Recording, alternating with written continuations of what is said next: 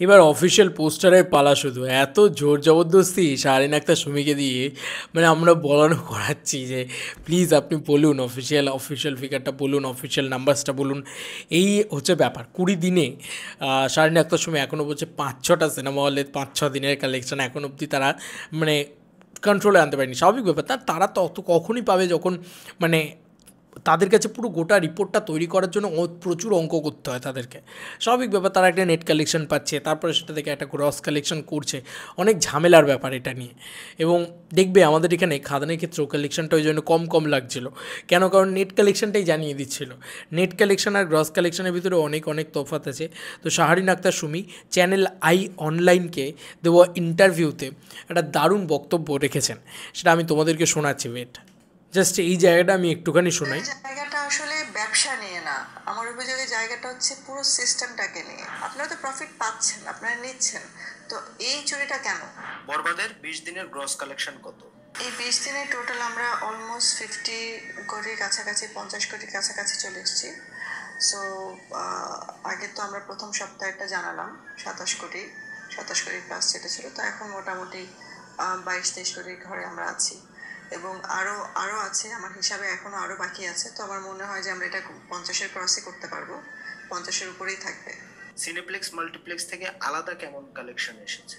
Multiplex cineplex থেকে gross almost 9-10 কোটির কাছাকাছি, 10 কোটির মতো হয়ে গেছে। 10 কোটি বললাম তো। মানে এটা ওনাদের রিপোর্ট থেকে আমি দেখেছি, যে রিপোর্টটা আমাকে পাঠানো হয়েছে। এখন মাল্টিপ্লেক্সের তো আরও অনেক কিছু থাকে, তো সেটা তো আমার জানা নেই, যেটা ওনাদের হয়তো মানে মেনটেনেন্সে কিছু একটা থাকে। তো আমি যেটা পেয়েছি আমাকে যেটা দেওয়া হয়েছে যে ওনাদের এডিএম এর যে গ্রসটা আমরা পাই, আমি সেটা থেকে বলছি। ওয়েট, এই হচ্ছে ব্যাপার। এবার এই 8 মিনিটের ইন্টারভিউও দেখানো সম্ভব না। 8 মিনিটের ইন্টারভিউ তোমাদেরকে দেখতে হবে। বিষয়টা হচ্ছে যে উনি কিন্তু এটা পরিষ্কারভাবে বলে দিয়েছেন যে উনি কারচুপি হওয়াটা থেকে বলছেন যে এটা অন্যায়, কারণ উনি ব্যবসা করতে এসেছেন, উনি বিজনেসম্যান, ওনাকে তো ব্যবসাটা ঠিকঠাকভাবে বুঝে নিতে হবে, নাহলে উনি পরবর্তী ছবিটা আরও বড় মাউন্টে বানাবেন কী করে? এটা তো খুব স্বাভাবিক ব্যাপার। ওনাকে সেই সুষ্ঠু পরিবেশটা করে দিতে হবে, যাতে ওনার মানে বলে না যে কাজ করার একটা সুষ্ঠু পরিবেশ। যদি ওনাকে ব্যাকস্ট্যাপ করা হয়, পিছন থেকে ছুরি মারা হয়, তাহলে উনি ছবিটা করবেন কী করে? আরও বড় ছবি কী করে করবেন? কিন্তু মূল বক্তব্য হচ্ছে উনি কিন্তু অফিসিয়ালি জানিয়ে দিয়েছেন যে 50 কোটি হয়ে গেছে এবং প্রায় 10 কোটি টাকার অধিক কালেকশন মাল্টিপ্লেক্স চেন থেকে হয়েছে, এবং সেটা সর্বমোট মানে সব মিলিয়ে আর কি। তো এটা বোঝাই যাচ্ছে, এবং এটা কিন্তু অলরেডি বলাই আছে, মানে 9 কোটি টাকার কালেকশন তো কালকের ডেট অবধি দেওয়াই হয়েছে। 20 দিন তো আজকে, এবং কালকের ডেট অবধি বোধ হয় 9 কোটি টাকার কালেকশন দেওয়াই হয়েছে, এবং সেটা বিএমআরের পক্ষ থেকেই দেওয়া হয়েছে। এবং যদি blockbuster cinemas and lion cinemas ইত্যাদি বাকি সমস্ত কিছু, লায়ন সিনেমাসটাকে বোধহয় জোড়ে ওরা, ব্লকবাস্টার সিনেমাসটাকে জোড়ে না, আর কিছু জিনিস আছে যেগুলো জোড়ে না, সেই সমস্ত জুড়লে তো এই কালেকশনটা হবেই, খুব স্বাভাবিক ব্যাপার এটা। এবং ওরা এখনও অবধি কেন কালেকশন জানায়নি, এত দেরি কেন হচ্ছে কালেকশন জানাতে, এটা বললে ওইটাই বলেন প্রযোজক যে এটা কিন্তু টাইম টেকিং ব্যাপার, কারণ সময় লাগবে, কারণ মানে কালেকশন বার করে আনাটাও খুব ডিফিকাল্ট।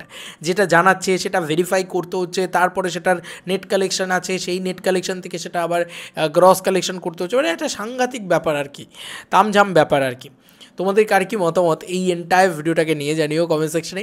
প্রযোজক তাহলে অফিসিয়ালি নিজেই বলে দিলেন যে হ্যাঁ 50 কোটি পার, ইয়েস 50 কোটি ক্রস করে গেছে। প্রযোজকের হিসেব প্রযোজক নিজে জানিয়ে দিলেন এটা, যে 20 দিনে 50 কোটি পার।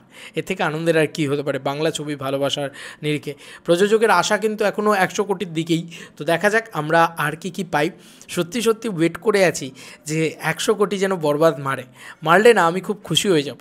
মানে প্রথম একটা বাংলা ছবি যেটা 100 কোটির ক্লাবের এন্ট্রি নিতে পারলে কত বড় একটা মানে রেকর্ড হবে বলো তো, এবং বাঙালি হিসেবে কত গর্বের হবে বলো তো। মেগাস্টার শাকিব খান তিনি পারলেন, তাহলে সত্যি এত বাধা বিপত্তির পরেও তিনি পারলেন। চলো বন্ধুরা, নতুন কোনো ভিডিওতে দেখা হবে, বাই।